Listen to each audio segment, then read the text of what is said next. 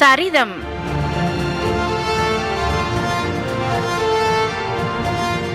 பாகம் 47.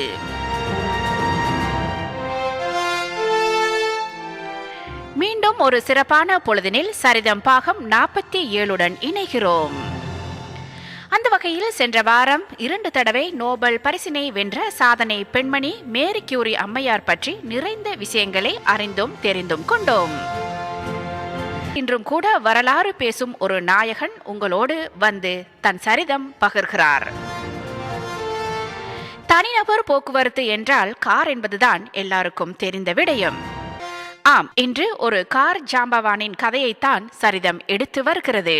கார்களில் பல பல வகையான கார்கள் வந்து போனாலும் இன்று நாம் அறிந்து கொள்ளப் போகும் நாயகனின் பெயரில் இன்றும் கார்களை பாவனையில் வைத்திருக்கின்றோம்.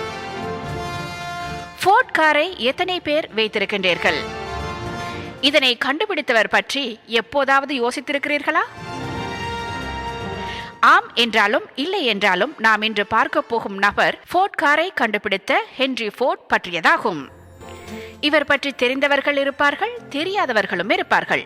ஆம், எது எப்படியானாலும் மேலதிக விவரங்களை அறிந்து கொள்ள இவர் வாழ்க்கை வரலாற்றின் பகுதிகளையும் சரிதத்தில் புரட்டி பார்ப்போம். தெரிந்து கொள்ளும் அறிந்து கொள்ளும் ஆர்வம் ஆவல் உங்களில் இருந்தால் வாருங்கள், சரிதம் பாகம் 47 பார்ப்போம், கேட்போம்.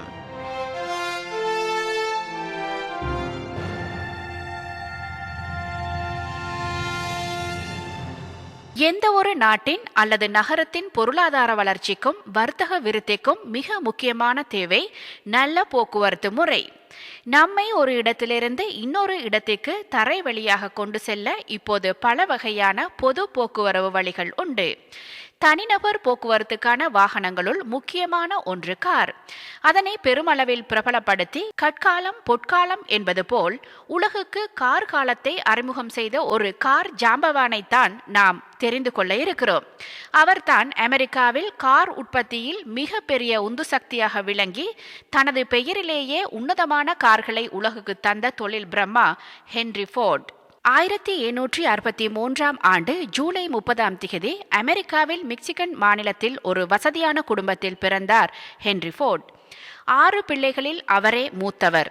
ஃபோர்ட் குடும்பத்திற்கு பெரிய பண்ணை ஒன்று இருந்தது. மற்ற 19ஆம் நூற்றாண்டு சிறுவர்களைப் போல ஃபோர்டும் தனது இளமை காலத்தில் அவரது பண்ணையில் பல்வேறு வேலைகளை செய்தார். ஆனால் அவருக்கு பண்ணை வேலை சலிப்பை தந்தது. நகரும் பாகங்களை கொண்ட பொருட்களின் மேல் அவருக்கு ஆர்வம் ஏற்பட்டது. சிறு வயதிலேயே கடிகாரங்களை பழுது பார்க்க கற்றுக்கொண்டார். ஒருமுறை பண்ணையில் வேலை செய்து கொண்டிருந்த போது நீராவியால் இயங்கிய ஒரு டிராக்டர் வாகனம் மெதுவாக ஊர்ந்து செல்வதை கவனித்தார். அந்த கணம்தான் போக்குவரவு வரலாற்றை மாற்றப்போகும் கணமாக அமைந்தது. ஏனெனில் அப்போதே ஃபோர்டின் மனதில் பயணிகள் வாகனம் உதித்தது. 16 வயதான போது ஃபோர்ட் குடும்பத்தை விட்டு டெட்ராய்ட் நகரில் ஒரு கனரக தொழிற்சாலையில் வேலைக்கு சேர்ந்தார். 3 ஆண்டுகள் பயிற்சி பெற்ற பிறகு மீண்டும் மிச்சிகன் திரும்பினார். அந்த காலத்தில் புழக்கத்தில் இருந்த நீராவி இயந்திரங்களின் மீது அவருக்கு ஈர்ப்பு ஏற்படவே அந்த இயந்திரங்களை இயக்குவதிலும் அதனை கலற்றி பழுது பார்ப்பதிலும் நேரம் செலவிட்டார். அதே நேரம் பண்ணைகளில் பயன்படுத்தக்கூடிய எரிவாயுவில் இயங்கும் பல்வேறு இயந்திரங்களை உருவாக்கினார். ஃபோர்டுக்கு 30 வயதான போது சிகாகோவில் நடைபெற்ற ஒரு கண்காட்சியில் பெட்ரோலில் இயங்கிய தண்ணீர் பம்ப் ஒன்றை கண்டார். அதை ஏன் ஒரு வண்டியில் பொருத்தி பார்க்கக்கூடாது என்று சிந்தித்தார். அதே ஆண்டு தாமஸ் ஆல்வா எடிசனின் நிறுவனத்தில் $100 சம்பளத்திற்கு தலைமை பொறியியலாளராக வேலைக்கு சேர்ந்தார். அடுத்த 2 ஆண்டுகளில் பெட்ரோலில் இயங்கும் ஒரு காரை உருவாக்க அயராது உழைத்தார் ஃபோர்ட். 1896 ஆண்டு மே மாதம் பல்வேறு உதிரிப்பாகங்களையும் பழைய உலோகங்களையும் கொண்டு தன் வீட்டின் பின்புறம் இருந்த ஒரு செங்கல் கூடாரத்தில் தனது வாகனத்தை வடிவமைத்தார். மணிக்கு 10 மைல் மணிக்கு 20 மைல் என்று 2 வேகங்களை தரக்கூடிய இருவேறு வார்பட்டைகளை வடிவமைத்து பொருத்தினார். ஆனால் அந்த வாகனத்திற்கு பிரேக் கிடையாது. அதனை பின்னோக்கியும் செலுத்த முடியாது. அதற்கு குவாட்ரி சைக்கிள் என்று பெயரிட்டார். பார்ப்பதற்கு சைக்கிள் போன்று இருக்கும், ஆனால் 4 சக்கரங்களும் ஓர் இருக்கையும் கொண்டிருக்கும். ஆர்வமாக அதை ஓட்டி பார்க்கலாம் என்று முற்பட்ட போதுதான் கூடாரத்தின் கதவு சிறியதாக இருந்ததை ஃபோர்ட் அப்போதுதான் உணர்ந்தார். தன் கண்டுபிடிப்பை உடனே சோதிக்க வேண்டும் என்ற ஆர்வத்தில் ஒரு கோடரியை எடுத்து செங்கல் சுவற்றை இடித்துவிட்டு அந்த வாகனத்தை வெளியே கொண்டு வந்தார். அவரது வாகனம் சாலையில் வலம் வந்தது. ஃபோர்ட் அகமகிழ்ந்து போனார். தொழிலியல் உலகில் அது மிகப்பெரிய மாற்றத்தை கொண்டு வந்தது. 1903 அவர் மிச்சிகனில் ஃபோர்ட் மோட்டார் கம்பெனி என்ற நிறுவனத்தை தொடங்கினார். அமெரிக்கா பறந்து விரிந்து கிடப்பதால் ஒரு காலத்தில் கார்களின் தேவை நிச்சயம் அதிகரிக்கும் என்று நம்பிய ஃபோர்ட் கடுமையாக உழைத்து 1908 மாடல் டி என்ற காரை உருவாக்கினார். செல்வந்தர்கள் மட்டுமல்ல, சாமானியர்களும் கூட காரை அனுபவிக்க வேண்டும் என்பதுதான் ஃபோர்டின் அடிப்படை விருப்பமாக இருந்தது. அதனால் காரின் விலையை மிக குறைவாக வைத்திருக்க தயாரிப்பு செலவுகளை கவனமாக பார்த்து கொண்டார். அப்போது அந்த காரின் விலை என்ன தெரியுமா? வெறும் $500 தான். தற்போதைய நவீன கார்களின் முன்னோடியான அந்த மாடல் டி வாகனம் ஆயிரக்கணக்கில் விற்பனையாக தொடங்கியது. 18 ஆண்டுகளில் 15 மில்லியன் கார்களை விற்றது ஃபோர்ட் நிறுவனம்.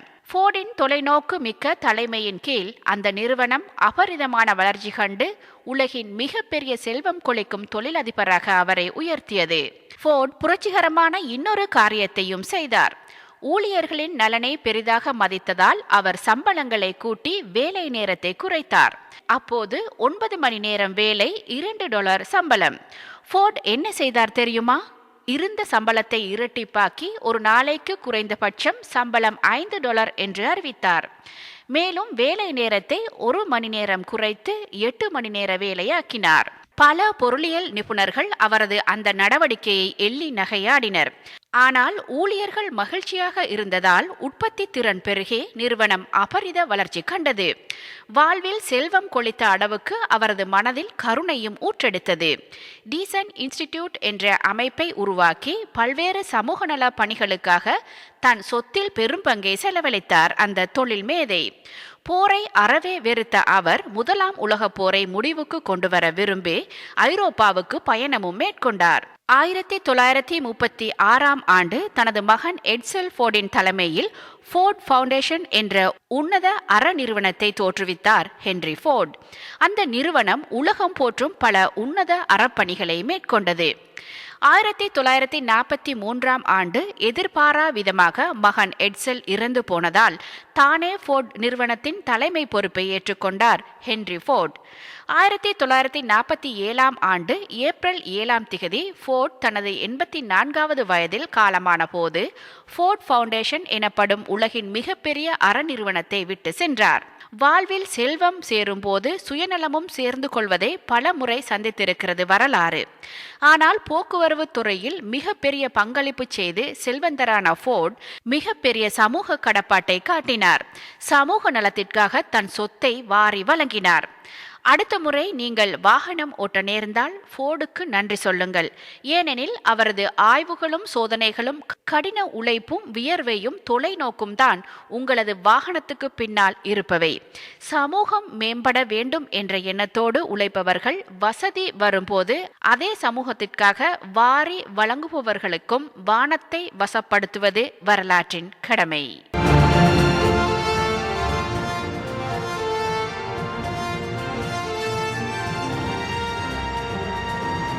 சரிதம் நிறைவு காண்கிறது.